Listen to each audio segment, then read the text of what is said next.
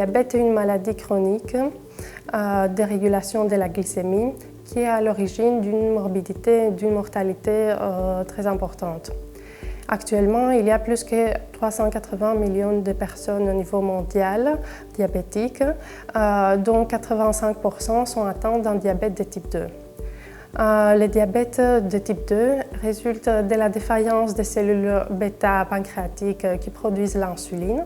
Et cette défaillance est causée par une interaction entre des facteurs génétiques et des facteurs environnementaux. Un facteur environnemental qui est crucial pour la pathogénèse du diabète est l'exposition chronique aux acides gras libres, à des concentrations élevées des acides gras libres, et notamment les acides gras libres saturés, ce qui est lié à l'obésité et à l'alimentation riche en graisse.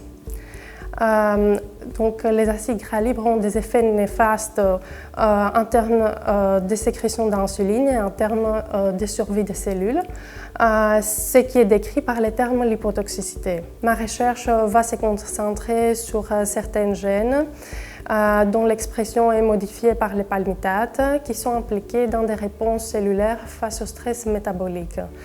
Et en particulier, je vais étudier les rôles sur des modèles cellulaires dans un premier temps et dans un deuxième temps sur des modèles animaux.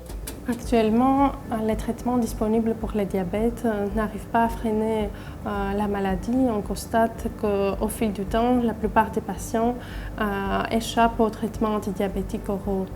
Donc, en comprenant mieux les réponses cellulaires face au stress métabolique, on pourrait identifier de nouveaux cibles thérapeutiques et développer de nouveaux traitements pour le diabète.